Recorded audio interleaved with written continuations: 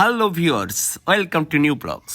আমাদের যেমন কথা তেমন কাজ, সেই অনুযায়ী আমরা সিদ্ধান্ত নিলাম যে আজকে আমরা ডিনার করব বুফেতে। তো আমরা সবাই মিলে মানে আমার কলিগরা মিলে বুফে চলে আসলাম উত্তরায় দ্য ক্যাফ্রিও বুফেতে।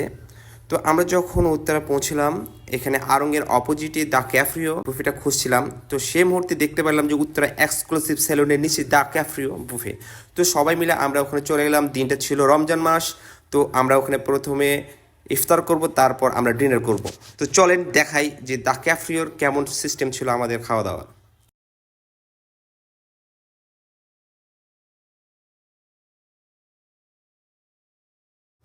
আমরা ওখানে পৌঁছার পর একটু ফ্রেশ হয়ে নিলাম। তারপর আমরা খাওয়া দাওয়ার জন্য আমাদের টেবিল খুঁজছিলাম যে আমাদের আসনটা কোথায়।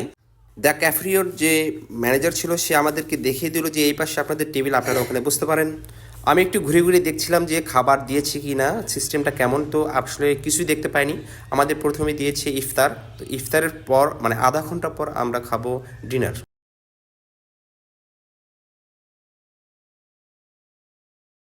ইফতার এবং নামাজ শেষ করেই পিছনে তাকিয়ে দেখি যে খাওয়ার জন্য লাইন ধরে গেছে।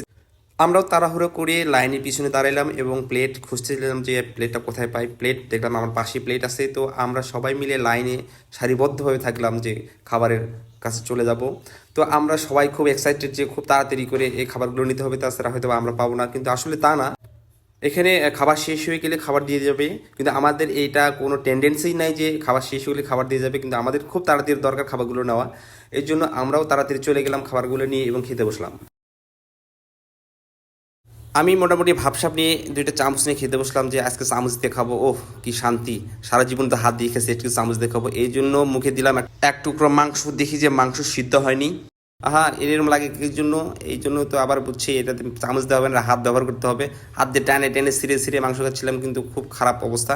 আমার গরুর মাংসটা একদম ভালো লাগেনি, মানে অনেক শক্ত ছিল, যার কারণে হাত দিয়ে ধরাই লাগলো আমার। এই দাঁত দিয়ে টানে টেনে ভাবছিলাম যে দাঁতই খুলে যায় কিনা। যাই হোক, শেষ পর্যন্ত আমি মাংসটা খেতে পারিনি, রেখে দিয়েছি।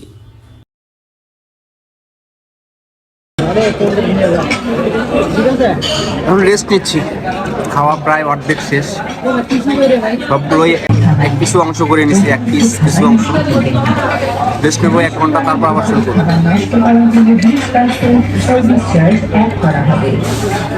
ভাই একটু বুক টান করুন তো খাওয়ার পরে। কি বেশি খাওয়া হয়ে গেছে? লেমন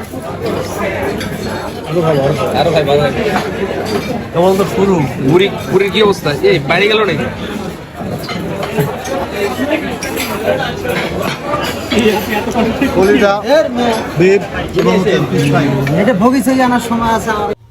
খাওয়ার শেষ পর্যায়ে আমাদের হাতে বিল চলে আসছে। আমরা বিল পেমেন্ট করে আমরা আমাদের বাসার উদ্দেশ্যে রওনা দেবো। আমি আবার দেখছিলাম যে খাবার কীরকম পরিমাণে আছে। তো যে দেখি এখনও মানুষ টুকটাক খেয়ে যাচ্ছে, শুধু আমি আর বেশি পাইলাম না।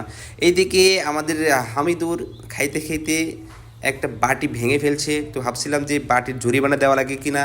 পরে দেখলাম না, ওনারা অনেক ভালো, ওরা আমাদের কাছ থেকে কোনো জরিমানা রাখেনি। জরিমানা না রাখার কারণে আমি ওনাদেরকে ভালো বলছি। আর জরিমানা যদি রাখতো তাহলে হয়তো ভালো বলতাম না, বলতাম যে একটা জিনিস অ্যাক্সিডেন্টে ভেঙে গেছে তার জন্য জরিমানা দিতে হলো, এটা আমাদের আসলে কাম্য ছিল না। যাই হোক, আমাদের খাওয়া দাওয়া শেষ। এখানে 110টা আইটেম ছিল, আমাদের ভালো লেগেছে। তো আমরা এখন বাড়ির উদ্দেশ্যে রওনা।